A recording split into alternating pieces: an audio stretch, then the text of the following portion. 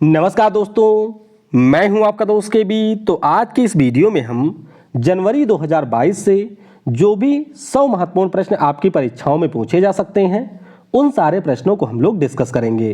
तो पूरा वीडियो बहुत ही ध्यान से देखिएगा और वीडियो अगर आपको पसंद आता है तो इसे लाइक करने के साथ अपने सभी दोस्तों के साथ में शेयर जरूर करिएगा। वीडियो की हम लोग शुरुआत करें उससे पहले मैं आपको बता दूं कि फरवरी के महीने में अनअकैडमी के ऊपर बहुत ही शानदार ऑफर चल रहा है। जैसे कि अगर आप एसएससी का 1 साल का कोर्स परचेज करते हैं तो आपको 3 महीने का कोर्स बिल्कुल फ्री मिलेगा। उसी प्रकार से अगर आप 2 साल का कोर्स खरीदते हैं तो आपको 6 महीने का कोर्स यहाँ पर फ्री दिया जाएगा। इसी प्रकार से एसएससी के जो भी कॉम्बो हैं उनके ऊपर भी शानदार ऑफर है। तो अगर आप अनअकैडमी का कोई भी कोर्स परचेज करना चाहते हैं तो सिंपली यूज करिए कोड KV10। इससे आपको तुरंत 10% का डिस्काउंट मिल जाएगा। बाकी ये मेरा व्हाट्सअप नंबर है, तो मैं आप सभी को यही रिकमेंड करूंगा कि जब भी आपको कोई भी सब्सक्रिप्शन अनअकैडमी के ऊपर परचेज करना हो तो इस नंबर पर आप मुझसे कांटेक्ट जरूर कर लें, जिससे आप किसी भी कोर्स के ऊपर यहाँ पर मैक्सिमम डिस्काउंट अवेल कर सकें। अनअकैडमी के ऊपर मेरी लाइव क्लास भी होती है, अगर आप उसे ज्वाइन करना चाहते हैं तो नीचे डिस्क्रिप्शन में आपको मेरी प्रोफाइल का लिंक मिलेगा, उस पर क्लिक करके आप मुझे अनअकैडमी के ऊपर फॉलो कर लीजिए और मेरी सभी फ्री क्लासेस को आप अनअकैडमी के ऊपर एक्सेस कर सकते हैं। 2 फरवरी से एसएससी कैटेगरी में नए बैच भी शुरू हो चुके हैं। तो अगर आप लोग एसएससी के किसी भी एग्जाम की तैयारी कर रहे हैं, चाहे वह एसएससी सीजीएल हो, CHSL हो, MTS हो या फिर कोई भी अन्य एग्जाम हो, तो एक ही सब्सक्रिप्शन में आप यहां पर सारे एग्जाम को कवर कर सकते हैं। तो मैं आपको ये भी रिकमेंड करूंगा कि जब भी आपको एसएससी का कोर्स परचेज करना हो तो कम से कम आप 24 महीने का कोर्स जरूर खरीदें, क्योंकि एक तो ये आपको सस्ता पड़ता है और आपकी तैयारी में 2 साल का समय भी लग जाता है। तो कोड मेरा KV10 है, इसकी मदद से आप कोई भी कोर्स अनअकैडमी के ऊपर परचेज कर सकते हैं। तो चलिए अब इस वीडियो की हम शुरुआत करते हैं। पहला प्रश्न है कि जनवरी 2022 में कौन सा राज्य देश का पहला LPG युक्त और धुआं मुक्त राज्य बन गया है। यानी कि यहाँ पर लगभग सारे लोगों को LPG का कनेक्शन मिल चुका है और इस राज्य का नाम है हिमाचल प्रदेश। तो जरूर ध्यान रखिएगा, ऑप्शन C हो जाएगा यहाँ पर करेक्ट। अगला प्रश्न है कि जनवरी 2022 में देश की पहली कागज रहित अदालत कौन बन गई है। तो कागज रहित अगर हम लोग अदालत की बात करें यानी कि कौन सी पेपरलेस कोर्ट बनी है, तो ये हमारे केरल का हाई कोर्ट है जो कि आपको कोच्चि में देखने को मिलेगा। S मणिकुमार इसके इस समय चीफ जस्टिस हैं। तो ध्यान रखिएगा, भारत की जो पहली कागज रहित अदालत बनी है ये हमारी केरल हाई कोर्ट है। तो B होगा करेक्ट। अगला प्रश्न है कि जनवरी 2022 में किस खिलाड़ी को ICC के द्वारा सर गैरफील्ड सोबर्स ट्रॉफी से सम्मानित किया गया। बहुत ही ज्यादा महत्वपूर्ण प्रश्न है, तो ध्यान रखिएगा, इनका नाम है शाहीन अफरीदी। क्या नाम है? शाहीन अफरीदी इनका नाम है। पाकिस्तान के ये तेज गेंदबाज हैं, तो ऑप्शन B हो जाएगा यहाँ पर करेक्ट। तो ये देख सकते हैं शाहीन अफरीदी, जिनके ऊपर आपने बहुत सारे मीम वगैरह भी देखे होंगे। तो इन्हीं को ICC के द्वारा वर्ष 2021 के लिए सर्वश्रेष्ठ क्रिकेटर चुना गया है। तो ध्यान रखेंगे, ऑप्शन B हो जाएगा करेक्ट। अगला प्रश्न और भी ज्यादा महत्वपूर्ण है कि जनवरी 2022 में ICC के द्वारा किसे राचेल हेहो फ्लिंट अवार्ड 2021 से सम्मानित किया गया। तो ये जो पुरस्कार है हमारे देश की स्टार बल्लेबाज स्मृति मंधना को मिला है। तो ऑप्शन B होगा यहाँ पर करेक्ट। तो ये आप देख सकते हैं स्मृति मंधना है जो कि ICC के द्वारा महिला क्रिकेटर ऑफ द ईयर रही हैं और इसीलिए इनको रचेल हेहो फ्लिंट अवार्ड से यहाँ पर सम्मानित किया गया। तो ऑप्शन B हो जाएगा फिलहाल करेक्ट। अगला प्रश्न है कि ICC के द्वारा किस खिलाड़ी को वर्ष 2021 के लिए एक दिवसीय प्लेयर ऑफ द ईयर चुना गया। तो यहाँ पर पुरुषों में एक प्लेयर चुने गए हैं और एक प्लेयर चुनी गई है महिला में। तो पुरुषों में रहे हैं पाकिस्तान के बाबर आजम और महिलाओं में रही हैं दक्षिण अफ्रीका की लिजेल ली। तो अगर आपको SSC वगैरह का एग्जाम देना है तो बहुत ही अच्छे से इनका नाम याद रखिएगा। तो यहाँ पर ऑप्शन A हो जाएगा फिलहाल के लिए करेक्ट। ध्यान रखिएगा, पुरुषों में ODI के लिए सर्वश्रेष्ठ प्लेयर बाबर आजम रहे हैं और महिलाओं में रही हैं लिजेल ली। तो A हो जाएगा यहाँ पर करेक्ट। अगला प्रश्न है कि ICC के द्वारा वर्ष 2021 के लिए किसे test player of the year award से सम्मानित किया गया? तो ये जो पुरस्कार है ये मिला है इंग्लैंड के बल्लेबाज जोए रूट को। किसे दिया गया? जोए रूट को ये पुरस्कार मिला। तो यहाँ पर ऑप्शन डी हो जाएगा फिलहाल के लिए करेक्ट। ये देख सकते हैं यहाँ पर ये जोए रूट हैं जिनको पुरुष test cricketer of the year का पुरस्कार आईसीसी के द्वारा दिया गया। तो डी होगा करेक्ट। अगला प्रश्न है कि आईसीसी के द्वारा किसको T20 player of the year के पुरस्कार से सम्मानित किया गया? तो ये जो पुरस्कार है वो महिलाओं में मिला है टैमी ब्यूमन को जो कि इंग्लैंड की हैं, और पुरुषों में मिला है मोहम्मद रिजवान को जो कि पाकिस्तान के हैं। तो जरूर ध्यान रखिएगा T20 के लिए जो प्लेयर ऑफ द ईयर का पुरस्कार है वो टैमी ब्यूमन और मोहम्मद रिजवान को मिला। ऑप्शन यहाँ पर सी हो जाएगा फिलहाल करेक्ट। अगला प्रश्न है कि आईसीसी के द्वारा किसे वर्ष 2021 के लिए emerging player of the year के अवार्ड से सम्मानित किया गया? तो ये जो पुरस्कार है वो पाकिस्तान की फातिमा सना और दक्षिण अफ्रीका के जानीमन मलान को मिला है। ध्यान रखिएगा डेविड मलान नहीं इनका नाम है, इनका नाम है जानीमन मलान। तो ये दक्षिण अफ्रीका के खिलाड़ी हैं। ऑप्शन बी होगा यहाँ पर करेक्ट। तो देख सकते हैं ये जानीमन मलान है और ये हैं पाकिस्तान की फातिमा सना जिनको emerging player of the year का पुरस्कार मिला है। तो बी होगा यहाँ पर करेक्ट। अगला प्रश्न है कि हर साल विश्व ब्रेल दिवस कब मनाया जाता है? तो ब्रेल लिपि के जो हमारे आविष्कारक हैं जिन्हें हम लोग लुई ब्रेल के नाम से जानते हैं, फ्रांस के व्यक्ति थे। इन्हीं के जन्म दिवस के अवसर पर 4 जनवरी को हम लोग हर साल विश्व ब्रेल दिवस मनाते हैं। तो यहाँ पर ऑप्शन सी होगा करेक्ट। अगला प्रश्न है कि हाल ही में रेलवे बोर्ड के नए अध्यक्ष और सीईओ कौन नियुक्त किए गए? तो आपको पता होगा पहले इसके जो सीईओ थे उनका नाम सुनीत शर्मा है और अब जो नए अपॉइंट हुए हैं उनका नाम है बीके त्रिपाठी। तो नाम जरूर ध्यान रखिएगा, ऑप्शन सी हो जाएगा यहाँ पर करेक्ट। अगला प्रश्न है कि जनवरी 2022 में इसरो के नए अध्यक्ष के रूप में किसे नियुक्त किया गया है? तो इसरो के जो हमारे नए अध्यक्ष बने हैं उनका नाम है डॉक्टर एस सोमनाथ। क्या नाम है? डॉक्टर एस सोमनाथ नाम है। हमारे जो के सिवन साहब थे उनका इन्होंने स्थान लिया है। तो ऑप्शन बी होगा यहाँ पर करेक्ट। अगला प्रश्न है हाल ही में अलका मित्तल किस महारत्न कंपनी की पहली महिला प्रमुख बनी है? यानी कि ये चेयरमैन बन गई हैं और इस महारत्न कंपनी का नाम है ONGC। यानी कि जो हमारे यहाँ पर oil and natural gas corporation है उसकी पहली महिला चेयरमैन बनी है। नाम इनका है अलका मित्तल। सुभाष कुमार जी का इन्होंने स्थान लिया है।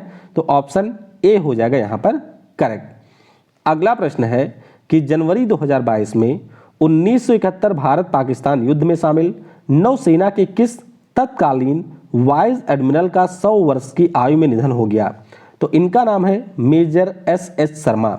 आपने देखा होगा कि ढाका में जब 1971 के युद्ध के दौरान 90,000 से ज़्यादा सैनिकों ने आत्मसमर्पण किया था तो उस समय भारतीय सेना को लीड कर रहे थे HS शर्मा साहब। तो बहुत ही महत्वपूर्ण नाम है, ऑप्शन ए हो जाएगा यहाँ पर करेक्ट। अगला प्रश्न है कि जनवरी 2022 में प्रधानमंत्री नरेंद्र मोदी ने किस शहर में मेजर ध्यानचंद खेल विश्वविद्यालय की आधारशिला रखी है? तो ये जो विश्वविद्यालय है ये मेरठ में खोला गया है। ऑप्शन बी हो जाएगा यहाँ पर करेक्ट। तो जरूर इसके बारे में ध्यान रखिएगा।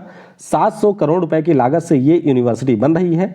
मेरठ में इसका निर्माण होगा और पीएम नरेंद्र मोदी के द्वारा इस खेल विश्वविद्यालय की आधारशिला रखी गई है। बी हो जाएगा करेक्ट। अगला प्रश्न है कि आयुष मंत्रालय ने आयुष आहार योजना को जनवरी 2022 में लॉन्च किया है।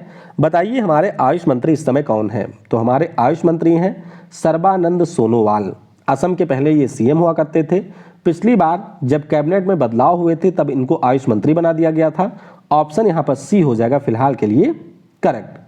अगला प्रश्न है कि जनवरी 2022 में दक्षिणी ध्रुव पर पहुंचने वाली पहली आश्वैत महिला कौन बन गई हैं? तो इनका भी नाम आपको याद रखना है। नाम है इनका प्रीत चंडी। जंडी नहीं नाम है, प्रीत चंडी इनका नाम है। ये भारतीय मूल की महिला है और दक्षिणी ध्रुव पर पहुंचने वाली ये पहली आश्वैत भी बन गई हैं। तो ऑप्शन ए हो जाएगा यहाँ पर करेक्ट। तो ये देख सकते हैं ये है प्रीत चंडी जिन्होंने मात्र 40 दिनों में दक्षिणी ध्रुव के 700 मील की चढ़ाई पूरी की है। तो ऑप्शन ए होगा यहाँ पर करेक्ट। अगला प्रश्न है कि जनवरी 2022 में पद्म श्री अवार्ड से सम्मानित किस प्रसिद्ध समाज सेवी का 74 साल की उम्र में निधन हुआ? तो इनका नाम था सिंधु ताई सपकल। क्या नाम है? सिंधु ताई सपकल इनका नाम है। हो सकता है आपने पहले भी इनका नाम जरूर सुना हो, तो ऑप्शन सी हो जाएगा यहाँ पर करेक्ट। तो ये आप देख सकते हैं सिंधु ताई सपकल हैं, जिनको 2021 में पद्म श्री पुरस्कार से सम्मानित किया गया था और ये पुणे में एक अनाथ आश्रम चलाती हैं। तो ऑप्शन सी होगा यहाँ पर करेक्ट। अगला प्रश्न है कि जनवरी 2022 में किसने 2022 के लिए सुरक्षा परिषद की आतंकवाद निरोधी समिति के अध्यक्ष का पद ग्रहण किया है? तो इस पद पर आ चुके हैं हमारे भारत के टी.एस. तिरुमूर्ति साहब। आप सभी को यह पता होना चाहिए कि संयुक्त राष्ट्र में इस समय जो हमारे अस्थायी प्रतिनिधि हैं उनका नाम टी.एस. तिरुमूर्ति ही है और ये सुरक्षा परिषद के आतंकवाद निरोधी समिति के अध्यक्ष भी बने हैं। तो ऑप्शन ए हो जाएगा फिलहाल के लिए करेक्ट। अगला प्रश्न है कि जनवरी 2022 में प्रधानमंत्री ने किस केंद्र शासित प्रदेश को राष्ट्रीय युवा महोत्सव के मेजबान के रूप में चुना है?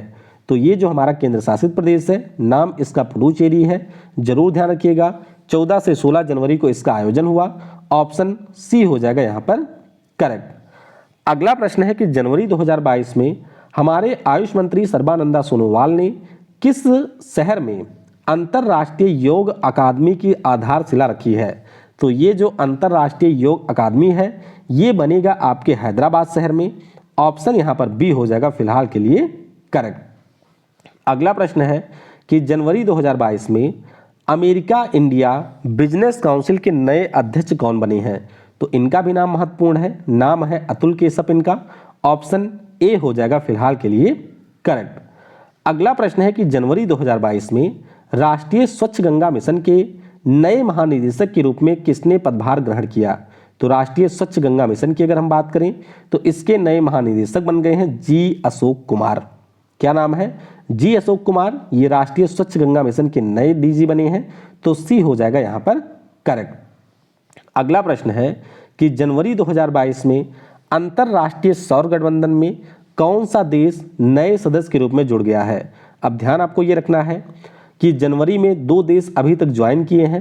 एक का नाम है अमेरिका, जो कि 101वें नंबर का देश बना था, और उसके बाद में इसे ज्वाइन किया था एंटीगुआ और बारबूडा ने। ठीक है, एंटीगुआ और बारबूडा।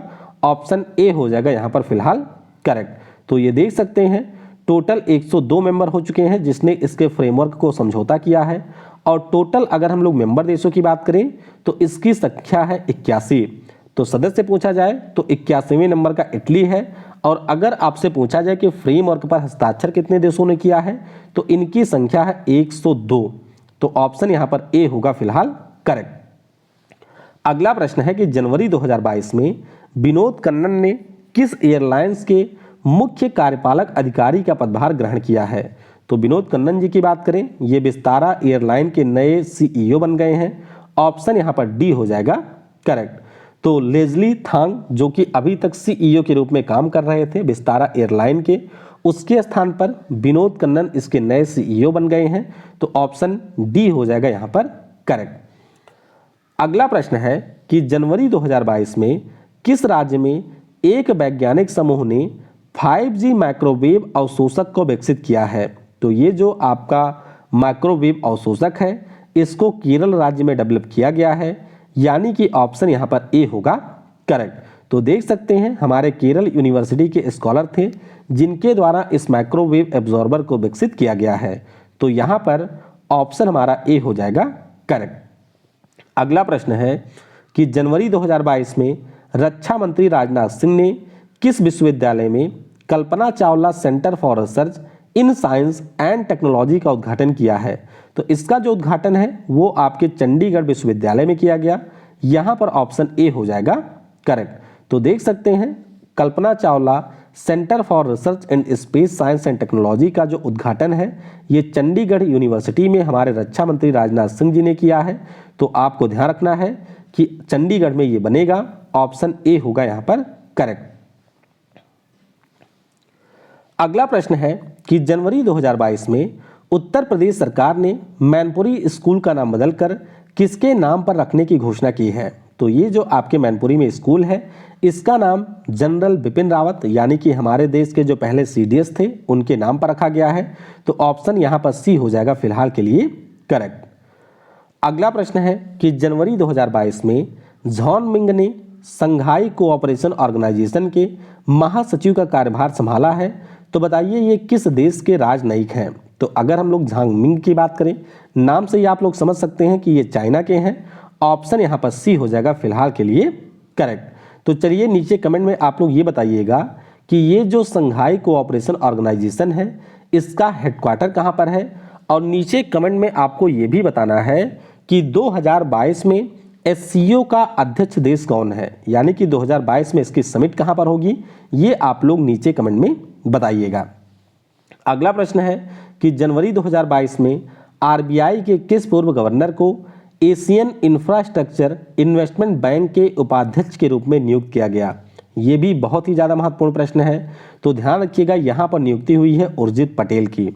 उर्जित पटेल ये हमारे आरबीआई के उस समय गवर्नर थे जब हमारे यहाँ पर डीमोनेटाइजेशन लागू हुआ था 8 नवंबर 2016 को। तो अब ये AIIIB के नए उपाध्यक्ष बन गए हैं। तो ऑप्शन ए हो जाएगा फिलहाल के लिए यहाँ पर करेक्ट, और इन्होंने डीजे पांडियन का यहाँ पर स्थान लिया है। अगला प्रश्न है कि जनवरी 2022 में पेट्रोलियम निर्यातक देशों का जो संगठन है जिसे हम लोग ओपेक के नाम से जानते हैं, इसका नया सचिव किसे बनाया गया। तो ये भी काफ़ी महत्वपूर्ण है, ध्यान रखेंगे। हैथम अल घिस, क्या नाम है, हैथम अल घिस ओपेक के नए सचिव बन गए हैं। तो यहाँ पर ऑप्शन बी हो जाएगा फिलहाल के लिए करेक्ट। तो आपको याद रखना है कि जो हमारा संगठन है जिसे हम लोग ओपेक के नाम से जानते हैं, इसकी स्थापना सितंबर 1960 में हुई थी। ऑस्ट्रिया की राजधानी वियना में इसका मुख्यालय है। मेंबर देशों की संख्या यहाँ पर 13 है। तो ऑप्शन बी होगा यहाँ पर करेक्ट। अगला प्रश्न है कि जनवरी 2022 में जल संरक्षण प्रयासों में जल शक्ति मंत्रालय की तरफ से किस राज्य को पहला स्थान प्राप्त हुआ है। तो ये जो पुरस्कार है वो जल संरक्षण के ऊपर हमारे जल शक्ति मंत्रालय के द्वारा दिया गया, और ये मिला है उत्तर प्रदेश राज्य को। किसे मिला है, उत्तर प्रदेश को ये पुरस्कार दिया गया है। तो ऑप्शन डी हो जाएगा यहाँ पर करेक्ट। अगला प्रश्न है कि जनवरी 2022 में खेलो इंडिया 2022-23 की जो मेज़बानी है ये किस राज्य को सौंपा गया है। आपको पता होगा कि चौथा एडिशन आपके हरियाणा के पंचकुला में प्रस्तावित था, संभवतः वो आपका संभव नहीं हो पाया है, इसीलिए अब 2022-23 की जो मेज़बानी है ये मध्य प्रदेश राज्य को दी गई है, और मध्य प्रदेश की राजधानी भोपाल में इसका आयोजन किया जाएगा। तो आपको ध्यान रखना है खेलो इंडिया यूथ गेम्स 2022-23 वाले मध्य प्रदेश की राजधानी भोपाल में होंगे। तो ऑप्शन यहाँ पर सी हो जाएगा करेक्ट। अगला प्रश्न है कि हर साल प्रवासी भारतीय दिवस कब मनाया जाता है। तो प्रवासी भारतीय दिवस ये हर साल 9 जनवरी को होता है, क्योंकि इसी दिन जो हमारे राष्ट्रपिता महात्मा गांधी जी हैं वो दक्षिण अफ्रीका से भारत आए थे। तो ऑप्शन डी हो जाएगा यहाँ पर करेक्ट। अगला प्रश्न है कि हर साल विश्व हिंदी दिवस कब मनाया जाता है। तो अगर हम लोग विश्व हिंदी दिवस की बात करें, ये हर साल होता है 10 जनवरी को, यानी कि ऑप्शन यहाँ पर बी होगा करेक्ट। अच्छा, 10 जनवरी को मनाया क्यों जाता है, क्योंकि जो पहला अंतर्राष्ट्रीय हिंदी सम्मेलन है वो 10 से 12 जनवरी को 1975 में नागपुर में आयोजित हुआ था, और उसी के लिए 10 जनवरी को हम लोग हर साल ये दिन मनाते हैं। ऑप्शन बी होगा यहाँ पर करेक्ट। अगला प्रश्न है कि हाल ही में लीजेंड्स लीग क्रिकेट ने किस महिला खिलाड़ी को ऑल वुमेन मैच आधिकारिक टीम का एम्बेसडर नियुक्त किया है। तो यहाँ पर ध्यान रखिएगा, खिलाड़ी का नाम है झूलन गोस्वामी। आपको पता होना चाहिए कि ये हमारी महिला टीम की एक बहुत ही प्रसिद्ध गेंदबाज थी झूलन गोस्वामी, और इन्हीं को यहाँ पर ऑल वुमेन मैच का आधिकारिक एम्बेसडर बना दिया गया है। तो ऑप्शन सी होगा यहाँ पर करेक्ट। अगला प्रश्न है कि हाल ही में किसने राष्ट्रीय बाघ संरक्षण प्राधिकरण की 19वीं बैठक की अध्यक्षता की है। तो ये जो बैठक है इसकी अध्यक्षता हमारे वन, पर्यावरण और जलवायु परिवर्तन मंत्री भूपेंद्र यादव जी के द्वारा की गई। ऑप्शन सी हो जाएगा यहाँ पर फिलहाल के लिए करेक्ट। तो देख सकते हैं ये जो 19वीं मीटिंग आयोजित हुई है, इसी में यहाँ पर चीते को एक बार फिर से भारत में लाने का प्रस्ताव भी रखा गया है, और इसकी अध्यक्षता भूपेंद्र यादव जी के द्वारा की गई। तो यहाँ पर ऑप्शन सी हो जाएगा करेक्ट। अगला प्रश्न है कि जनवरी 2022 में कौन सा अंतर्राष्ट्रीय हवाई अड्डा ऑन टाइम प्रदर्शन के लिए वैश्विक सूची में 8वें स्थान पर रहा है। तो ये जो हवाई अड्डा है वो हमारे चेन्नई का हवाई अड्डा है। ऑप्शन ए हो जाएगा फिलहाल के लिए करेक्ट। दरअसल इस रिपोर्ट में ये बताया गया था कि हमारे देश में या दुनिया भर में कौन से ऐसे हवाई अड्डे हैं जहां से आपकी जो जहाज होती हैं वो टाइम पर अराइवल होता है उनका और उनका होता है डिपार्चर। तो इसमें टॉप स्थान पर रहा है मियामी एयरपोर्ट जो कि अमेरिका का है, दूसरे स्थान पर फुकुओका एयरपोर्ट है जापान का, और इसमें 8वें स्थान पर हमारा चेन्नई एयरपोर्ट रहा है। तो ध्यान रखिएगा ऑप्शन ए हो जाएगा यहां पर फिलहाल के लिए करेक्ट। अगला प्रश्न आपके सामने है कि जनवरी 2022 में भारत के 73वें शतरंज ग्रैंड मास्टर कौन बने हैं? तो ये हमारे तमिलनाडु राज्य से हैं, नाम है भरत सुब्रमण्यम। क्या नाम है? भरत सुब्रमण्यम इनका नाम है। तो ऑप्शन फिलहाल के लिए डी हो जाएगा यहां पर करेक्ट। अगला प्रश्न है कि हाल ही में किस रेलवे स्टेशन का नाम बदलकर एकता नगर रेलवे स्टेशन कर दिया गया? तो ये जो केवड़िया रेलवे स्टेशन है आपके गुजरात में, उसी का नाम बदल करके एकता नगर रेलवे स्टेशन किया गया है।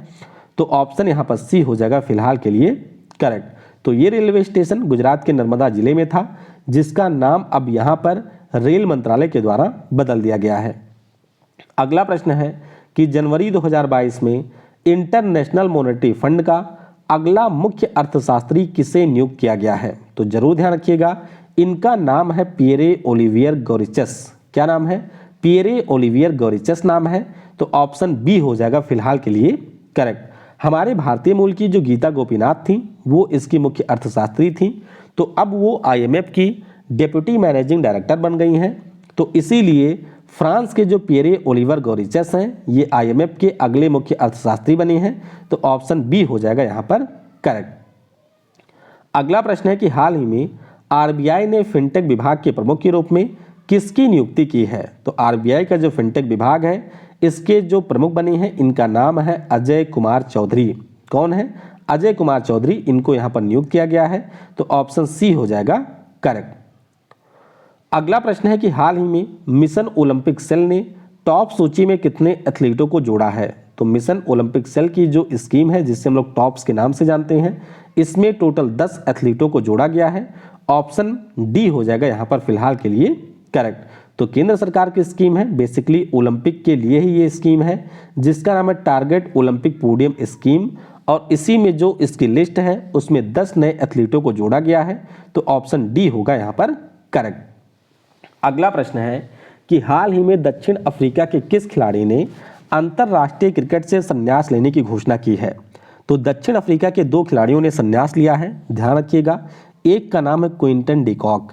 क्या नाम है? क्विंटन डिकॉक, जो कि विकेट कीपर बल्लेबाज थे, और दूसरे खिलाड़ी हैं क्रिस मॉरिस। क्रिस मॉरिस वही हैं जो कि आईपीएल के इतिहास में सबसे महंगे खिलाड़ी रहे हैं। तो ध्यान रखिएगा ऑप्शन ए हो जाएगा यहाँ पर करेक्ट। अगला प्रश्न है कि प्रतिवर्ष राष्ट्रीय युवा दिवस कब मनाया जाता है? तो नेशनल यूथ डे की बात करें, ये होता है हर साल 12 जनवरी को, और इस दिन हम लोग जो हमारे स्वामी विवेकानंद जी थे उनके जन्मदिन को चिन्हित करते हैं। तो 12 जनवरी को राष्ट्रीय युवा दिवस होता है। ऑप्शन सी होगा करेक्ट। अच्छा, इस बार का विषय क्या है? तो इस बार का विषय है it's all in the mind, ये विषय रहा है। तो ध्यान रखिएगा ऑप्शन सी हो जाएगा करेक्ट। अगला प्रश्न है कि हाल ही में भारत का जो पहला हेली हब है ये कहाँ पर स्थापित किया जाएगा? तो ये जो हेली हब है ये स्थापित किया जाएगा गुरुग्राम में। कहाँ पर? हरियाणा के गुरुग्राम में इसका उद्घाटन deputy chief minister Dushyant Chautala ji के द्वारा किया गया है। तो ऑप्शन बी होगा यहाँ पर करेक्ट। ये देख सकते हैं कि ये जो हेली हब है भारत में इस प्रकार का पहला हेली हब है। यहाँ पर आपको हेलीकॉप्टर से जुड़ी हुई सारी फैसिलिटीज देखने को मिलेंगी। तो ध्यान रखिएगा गुरुग्राम में इसका उद्घाटन हुआ है। ऑप्शन बी होगा करेक्ट। अगला प्रश्न है कि हाल ही में नॉर्थ ईस्ट फेस्टिवल का 9वां संस्करण कहां पर संपन्न हुआ है? तो इसका ये जो 9वां एडिशन है ये संपन्न हुआ है गुवाहाटी में। कहां पर हुआ? गुवाहाटी में हुआ है। तो ऑप्शन डी हो जाएगा फिलहाल के लिए करेक्ट। अगला प्रश्न है कि हाल ही में भारतीय रेलवे ने यात्रियों के खोए हुए सामान को ट्रैक करने के लिए किस मिशन को लॉन्च किया है? तो ये जो मिशन है इसका नाम है मिशन अमानत। क्या नाम है? मिशन अमानत इसका नाम है। तो ऑप्शन डी हो जाएगा फिलहाल के लिए करेक्ट। तो जो हमारी पश्चिमी रेलवे है उसके द्वारा इस सेवा को लॉन्च किया गया है, नाम इसका है मिशन अमानत। अगला प्रश्न है कि हाल ही में आंध्र प्रदेश की सरकार ने सरकारी कर्मचारियों के रिटायरमेंट की जो उम्र है उसको 60 साल से बढ़ाकर कितने वर्ष किया है? तो इसे बढ़ा करके कर दिया गया 62 ईयर। कितना? 62 ईयर है। यह भी महत्वपूर्ण प्रश्न है, तो जरूर ध्यान रखिएगा। ऑप्शन डी हो जाएगा फिलहाल के लिए करेक्ट। अगला प्रश्न है कि हाल ही में टोक्यो ओलंपिक में कांस्य पदक विजेता मुक्केबाज लवलीना बोरगोहेन को किस राज्य सरकार ने डीएसपी पद पर नियुक्त किया है? तो लवलीना बोरगोहेन ये हमारे असम राज्य के खिलाड़ी हैं, तो असम की सरकार ने इनको डीएसपी बना दिया है, तो बी हो जाएगा फिलहाल के लिए करेक्ट। अगला प्रश्न है कि हाल ही में माया एंजेलो किस देश के सिक्के पर दिखाई देने वाली पहली अश्वेत महिला बनी है? तो माया एंजेलो की बात करें, ये है आपके अमेरिका देश की। कहाँ की हैं? अमेरिका देश की हैं, तो ऑप्शन ए हो जाएगा यहाँ पर करेक्ट। तो यहाँ पर आप देख सकते हैं माया एंजेलो पहली ब्लैक महिला बनी है जिनको अमेरिका ने अपने सिक्के के ऊपर स्थान दिया है, तो ऑप्शन यहाँ पर फिलहाल के लिए ए हो जाएगा करेक्ट। अगला प्रश्न है कि जनवरी 2022 में किस देश ने भारत के साथ दुनिया की सबसे तेज supersonic anti ship cruise missile BrahMos के खरीद को मंजूरी दे दी है? तो ये जो मिसाइल है ये हम लोग बेचेंगे फिलीपींस को।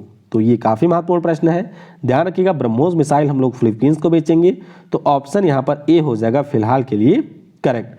तो ये जो समझौता है वो इंडिया के ब्रह्मोस एरोस्पेस और फिलीपींस को हुआ है, जिसमें यहाँ पर हम लोग ब्रह्मोस क्रूज मिसाइल को बेचेंगे फिलीपींस को, तो ए हो जाएगा करेक्ट। अगला प्रश्न है कि प्रतिवर्ष भारतीय सेना दिवस कब मनाया जाता है? तो भारतीय सेना दिवस हर साल 15 जनवरी को होता है, क्योंकि इसी दिन जो हमारे सेना के पहले कमांडर इन चीफ थे के.एम. करियप्पा साहब, उन्होंने अपना पदभार ग्रहण किया था 1949 में। तो जरूर ध्यान रखिएगा 15 जनवरी को यह दिवस होता है, ऑप्शन डी हो जाएगा यहाँ पर करेक्ट। अगला प्रश्न है कि हाल ही में किस वरिष्ठ नौकरशाह को एयर इंडिया लिमिटेड का चेयरमैन और प्रबंध निदेशक नियुक्त किया गया? तो यहाँ पर नियुक्ति हुई है, नाम इनका है विक्रम देव दत्त। जरूर ध्यान रखिएगा राजीव बंसल अभी तक एयर इंडिया के चेयरमैन हुआ करते थे, उनके स्थान पर विक्रम देव दत्त अब एयर इंडिया के नए चेयरमैन हो चुके हैं। और आपको ध्यान रखना है कि एयर इंडिया अब सरकारी कंपनी नहीं रही है, ये एक बार फिर से टाटा ग्रुप के पास चली गई है, तो ऑप्शन सी हो जाएगा यहाँ पर करेक्ट। अगला प्रश्न है कि हाल ही में किसने दूसरी बार फीफा के द्वारा 2021 के लिए सर्वश्रेष्ठ पुरुष फुटबॉलर के रूप में चुना गया है? तो यहाँ पर चुने गए हैं पोलैंड राष्ट्रीय टीम के जो कप्तान हैं, जिनका नाम है रॉबर्ट लेवांडोव्स्की। 2020 के लिए भी ये फीफा के द्वारा सर्वश्रेष्ठ पुरुष फुटबॉलर रहे थे और एक बार फिर से ये सर्वश्रेष्ठ पुरुष फुटबॉलर चुन लिए गए हैं, तो ऑप्शन ए हो जाएगा यहाँ पर करेक्ट। अगला प्रश्न है कि हाल ही में किसे दूसरी बार फीफा के द्वारा 2021 के लिए सर्वश्रेष्ठ महिला फुटबॉलर के रूप में चुना गया है? तो इनका नाम है एलेक्सिया पुटेलिस। क्या नाम है? एलेक्सिया पुटेलिस इनका नाम है। और ध्यान रखिएगा कि स्पेन की जो राष्ट्रीय महिला टीम है उसकी कप्तान है एलेक्सिया पुटेलिस, तो ऑप्शन यहाँ पर ए हो जाएगा, ऑप्शन यहाँ पर सी हो जाएगा फिलहाल के लिए करेक्ट। तो ये देख सकते हैं एलेक्सिया पुटेलिस इनका नाम है, बार्सिलोना क्लब के लिए भी खेलते हैं और ये स्पेन नेशनल टीम की कैप्टन भी हैं, तो ऑप्शन सी होगा यहाँ पर करेक्ट। अगला प्रश्न है कि अली खान इस्माइलोव हाल ही में किस देश के नए प्रधानमंत्री बने हैं? तो ये बन गए हैं कजाकिस्तान के नए प्रधानमंत्री। कहाँ के? कजाकिस्तान के बने हैं, तो ऑप्शन ए हो जाएगा फिलहाल के लिए करेक्ट।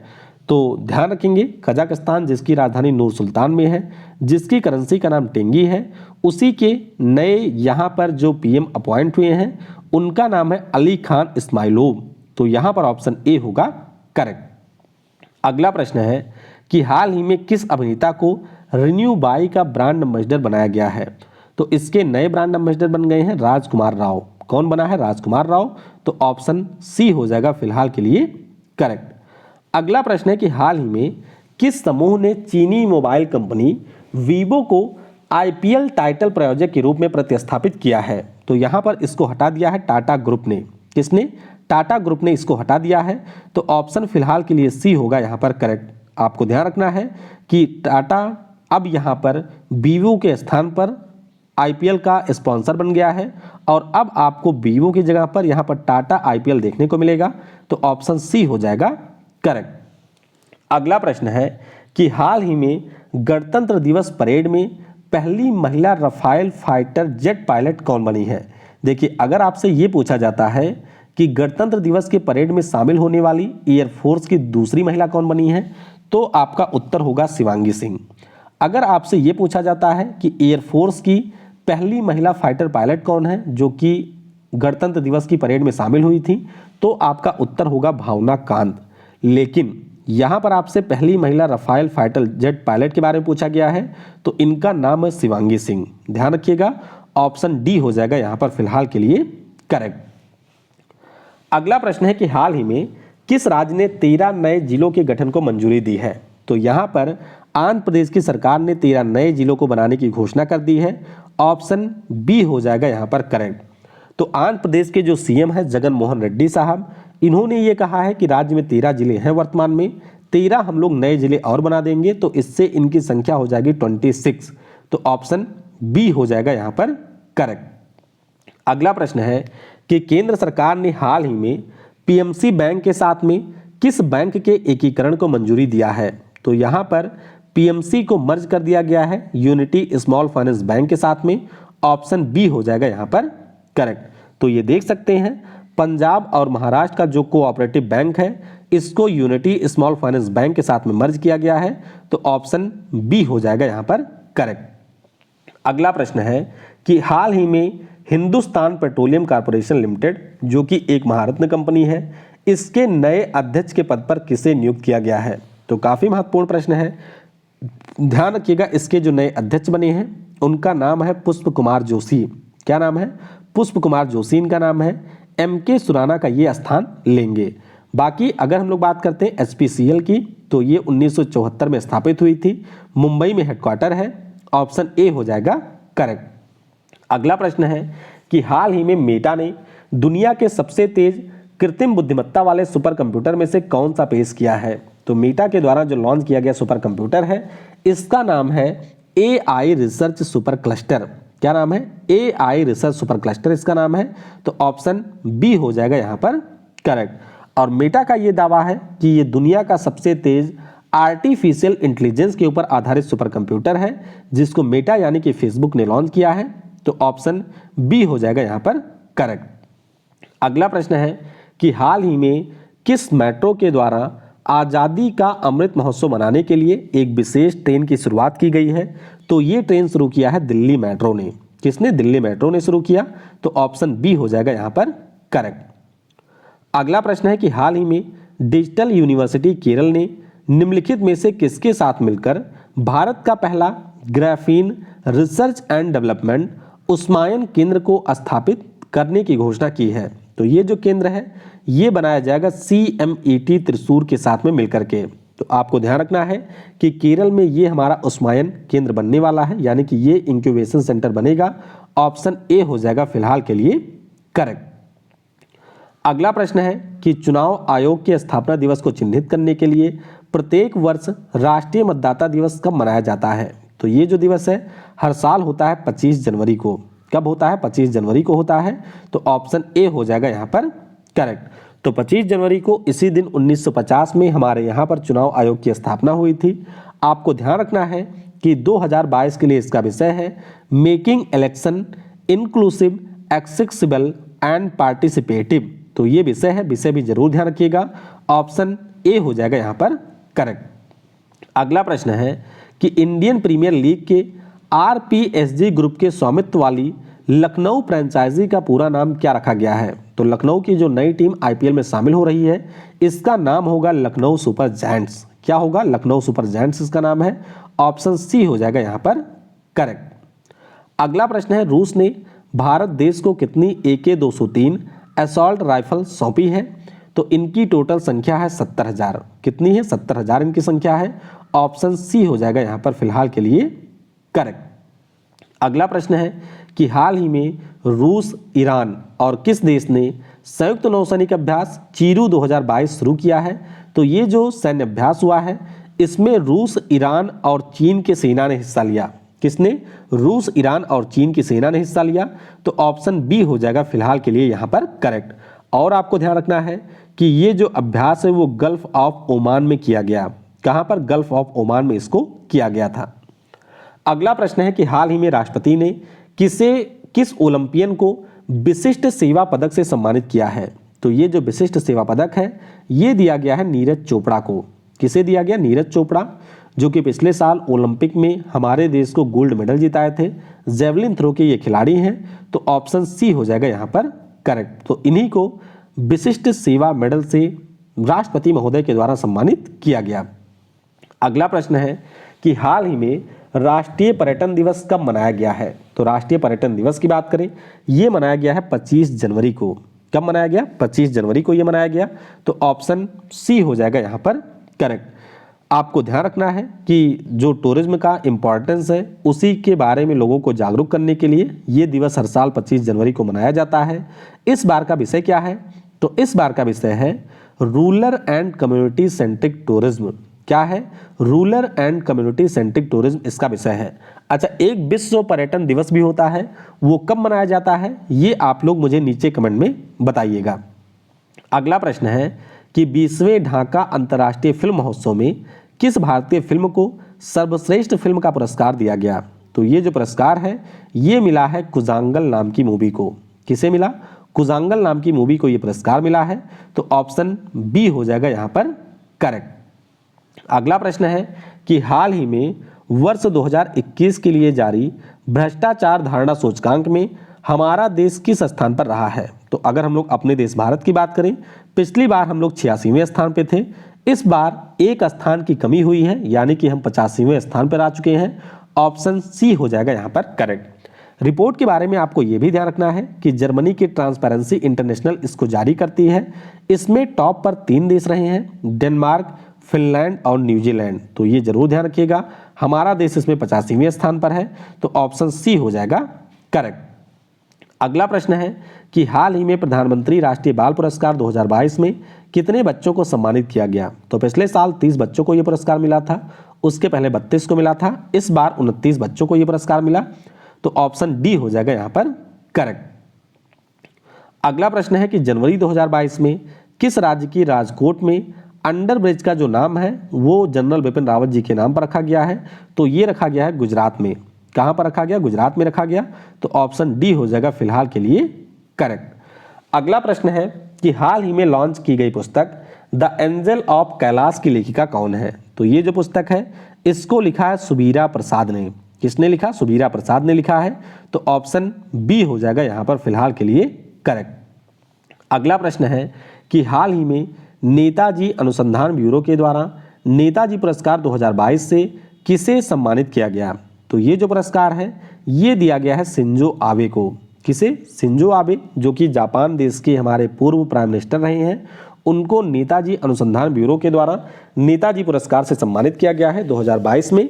तो ऑप्शन सी हो जाएगा यहाँ पर करेक्ट। अगला प्रश्न है कि हाल ही में एशियन इंफ्रास्ट्रक्चर इन्वेस्टमेंट बैंक के उपाध्यक्ष, अच्छा ये तो मैंने आपको करा ही दिया, यहाँ पर नियुक्ति हुई है उर्जित पटेल की। किसकी हुई है? उर्जित पटेल की। तो ऑप्शन डी हो जाएगा फिलहाल के लिए करेक्ट। अगला प्रश्न है हाल ही में फरवरी 2021 में भारत का जो पहला जेंडर पार्क और म्यूजियम है ये किस राज्य में स्थापित किया गया? तो ये कहाँ पर हुआ है? केरल के कोझिकोड में हुआ है। ऑप्शन डी हो जाएगा फिलहाल के लिए यहाँ पर करेक्ट। तो बस आपको ध्यान रखना है कि जो जेंडर पार्क है वो केरल के कोझिकोड में खोला गया है। डी होगा यहाँ पर करेक्ट। अगला प्रश्न है कि हाल ही में दुनिया भर में ककड़ी और खीरे का सबसे बड़ा निर्यातक देश कौन सा बना है? तो सबसे ज्यादा ककड़ी और खीरे का निर्यात किया है हमारे देश भारत ने। ऑप्शन यहाँ पर सी हो जाएगा फिलहाल के लिए करेक्ट। अगला प्रश्न है कि हाल ही में ऑस्कर 2022 के लिए शॉर्ट लिस्ट होने वाली भारतीय मूवी कौन सी बनी है? तो 2 मूवी ऑस्कर में इस बार शॉर्ट लिस्ट हुई है हमारे देश से। एक तो है Marakkar the lion of Arabian सी और दूसरी मूवी का नाम है जय भीम। जय भीम बहुत ही शानदार मूवी है, अगर आपने नहीं देखा है तो देख सकते हैं। तो यहाँ पर ऑप्शन डी यानी कि ए और बी हो जाएगा फिलहाल के लिए करेक्ट। अगला प्रश्न है जनवरी 2022 में जो 9वीं महिला राष्ट्रीय आइस हॉकी चैंपियनशिप है 2022 के लिए, इसको किसने जीता है? तो इसे जीत लिया है यहाँ पर लद्दाख ने। किसने जीता? लद्दाख ने इसको जीता है। तो ऑप्शन डी हो जाएगा फिलहाल के लिए करेक्ट। ध्यान रखिएगा ये जो आपकी चैंपियन ट्रॉफी है वो हिमाचल प्रदेश में इस बार आयोजित हुई है और लद्दाख की टीम ने यहाँ पर इस चैंपियन ट्रॉफी को जीत लिया है ऑप्शन डी हो जाएगा करेक्ट। अगला प्रश्न है कि जनवरी 2022 में किसे आपदा प्रबंधन में उनके कार्य के लिए सुभाष चंद्र बोस आपदा प्रबंधन पुरस्कार 2022 के लिए चुना गया? तो ये जो पुरस्कार है ये मिला है विनोद शर्मा को। किसे मिला है? विनोद शर्मा को मिला है, तो ऑप्शन बी हो जाएगा करेक्ट। अच्छा, कौन है विनोद शर्मा? तो ये Sikkim state disaster management authority के इस समय वाइस चेयरमैन हैं और उन्हीं को ये पुरस्कार दिया गया है, तो ऑप्शन बी हो जाएगा करेक्ट। अगला प्रश्न है कि संस्थागत श्रेणी में किस राज्य के आपदा प्रबंधन विभाग को सुभाष चंद्र बोस आपदा प्रबंधन पुरस्कार 2022 के लिए चुना गया? तो ये जो पुरस्कार है इंस्टीट्यूशन की कैटेगरी में गुजरात के डिजास्टर मैनेजमेंट अथॉरिटी को दिया गया है। जरूर ध्यान रखिएगा, ऑप्शन फिलहाल के लिए डी हो जाएगा यहां पर हमारा करेक्ट। अगला प्रश्न है जनवरी 2022 में किसने सैयद मोदी अंतरराष्ट्रीय बैडमिंटन टूर्नामेंट में महिला एकल का खिताब जीता है? तो महिला एकल का जो खिताब है इसको जीत लिया है पीवी सिंधु ने। किसने जीता? पीवी सिंधु ने जीता है, तो ऑप्शन डी हो जाएगा यहां पर करेक्ट। तो ध्यान रखिएगा, जो बाबू बनारसी दास इंडोर स्टेडियम है उत्तर प्रदेश के लखनऊ में, वहां पर इसका आयोजन किया गया और सिंधु ने यहां पर जो हमारे भारत की मालविका वंशोध हैं उनको फाइनल में हरा दिया और दूसरी बार सैयद मोदी इंटरनेशनल टाइटल को जीत लिया है, तो ऑप्शन डी हो जाएगा करेक्ट। अगला प्रश्न है कि हाल ही में जनवरी 2022 में महाराष्ट्र सरकार ने गोरेवाड़ा चिड़ियाघर का नाम बदलकर किसके नाम पर रखा है? तो ये जो गोरेवाड़ा चिड़ियाघर है ये हमारे बाला साहब ठाकरे जी के नाम पर रखा गया है, तो ऑप्शन यहाँ पर बी हो जाएगा फिलहाल के लिए करेक्ट। तो ध्यान रखिएगा, नागपुर में आपको ये गोरेवाला इंटरनेशनल जू देखने को मिलेगा जिसका नया नाम हो गया है बाला साहब Thackeray Gorewala international zoological park, तो ऑप्शन बी हो जाएगा यहाँ पर करेक्ट। अगला प्रश्न है कि जनवरी 2022 में किसके द्वारा डिजिटल संसद ऐप को लॉन्च किया गया? तो ये जो ऐप है इसको लॉन्च किया है हमारे जो लोकसभा के अध्यक्ष ओम बिरला साहब, यानी कि ऑप्शन ए हो जाएगा फिलहाल के लिए करेक्ट। अगला प्रश्न है कि जनवरी 2022 में भारत सरकार ने किसे मुख्य आर्थिक सलाहकार नियुक्त किया है? ये बहुत ही ज़्यादा महत्वपूर्ण है। अभी तक केवी सुब्रमण्यम हमारे हुआ करते थे, उन्होंने लगभग 3 महीने पहले इस्तीफा दिया था। अब उनके स्थान पर डॉक्टर बी अनंत नागेश्वरम को यहाँ पर नियुक्त किया गया है। जरूर ध्यान रखिएगा, ऑप्शन बी हो जाएगा फिलहाल के लिए करेक्ट। तो 3 सालों का टर्म पूरा किया था कृष्णमूर्ति सुब्रमण्यम ने और अब उनके स्थान पर बी अनंत नागेश्वरन को यहाँ पर नियुक्त किया गया है, तो ऑप्शन बी होगा करेक्ट। अगला प्रश्न है कि जनवरी 2022 में किस देश में दुनिया की सबसे बड़ी नहर का ताला खोला गया? तो ये जो दुनिया की सबसे बड़ी नहर है ये आपके है नीदरलैंड में। कहाँ पर है? नीदरलैंड में है, तो ऑप्शन सी हो जाएगा यहाँ पर करेक्ट। तो ये देख सकते हैं नीदरलैंड की जो राजधानी है एम्स्टर्डम, वहाँ पर इसका अभी उद्घाटन किया गया है जो कि दुनिया का सबसे बड़ा कैनाल लॉक है, तो ऑप्शन सी हो जाएगा यहाँ पर करेक्ट। अगला प्रश्न है कि जनवरी 2022 में भारत का जो पहला ग्राफीन नवाचार केंद्र है ये किस राज्य में स्थापित किया जाएगा? तो ये मैंने आपको बता ही दिया है, ये बन रहा है केरल में, तो ऑप्शन यहाँ पर डी होगा करेक्ट। अगला प्रश्न है जनवरी 2022 में किसके द्वारा लिखित इंडियाज वीमेन अनसंग हीरोज पुस्तक का विमोचन किया गया है? तो ये जो पुस्तक है इसका विमोचन किया गया मीनाक्षी लेखी के द्वारा, जो कि हमारे राज्य विदेश मंत्री हैं, तो ऑप्शन ए हो जाएगा फिलहाल के लिए करेक्ट। अगला प्रश्न है कि जनवरी 2022 में किस राज्य को पहला वैज्ञानिक पक्षी एटलस मिला है? तो ये जो पहला वैज्ञानिक पक्षी एटलस है ये मिला है केरल राज्य को। किसे मिला? केरल राज्य को मिला है, तो ऑप्शन सी हो जाएगा यहाँ पर करेक्ट। तो देख सकते हैं ये एक प्रकार का मैप है जिसमें केरल राज्य की जो चिड़ियाँ हैं उनको दर्शाया गया है, तो ऑप्शन सी हो जाएगा करेक्ट। अगला प्रश्न है कि जनवरी 2022 में भारतीय नौसेना की कौन सी कमान ने संयुक्त समुद्री अभ्यास पश्चिमी रहर XPL 2022 को आयोजित किया है? तो ये जो अभ्यास है इसको आयोजित किया पश्चिमी नौसेना कमान ने। किसने? पश्चिमी नौसेना कमान के द्वारा इसको आयोजित किया गया। नाम इसका है पश्चिम लहर। तो ध्यान रखिएगा, इसमें हमारे जो नौसेना के अन्य कमांड हैं उन्होंने भी हिस्सा लिया था, तो ध्यान रखेंगे इसके बारे में। ऑप्शन ए हो जाएगा फिलहाल करेक्ट। अगला प्रश्न है कि जनवरी 2022 में न्यूजीलैंड के किस खिलाड़ी ने अंतर्राष्ट्रीय क्रिकेट से संन्यास लेने की घोषणा की है? तो ये जो संन्यास की घोषणा है ये कर दिया है रॉस टेलर ने। काफ़ी शानदार बल्लेबाज थे न्यूजीलैंड के, तो ऑप्शन बी हो जाएगा यहाँ पर हमारा करेक्ट। अगला प्रश्न है जनवरी 2022 में किस देश ने विश्व रोबोटिक्स नवाचार का केंद्र बनाने के लिए 5 वर्षीय योजना की शुरुआत की है? तो ये शुरू किया है चाइना ने। किसने शुरू किया है? चाइना ने इसकी शुरुआत कर दी है, तो ऑप्शन सी हो जाएगा यहाँ पर करेक्ट। अगला प्रश्न है जनवरी 2022 में सिक्किम के राज्यपाल गंगा प्रसाद ने जवाहरलाल नेहरू रोड का नाम बदलकर क्या रख दिया है? तो ये जो जवाहरलाल नेहरू रोड था इसका नाम नरेंद्र मोदी जी के नाम पर रख दिया गया है, तो ऑप्शन डी हो जाएगा फिलहाल के लिए करेक्ट।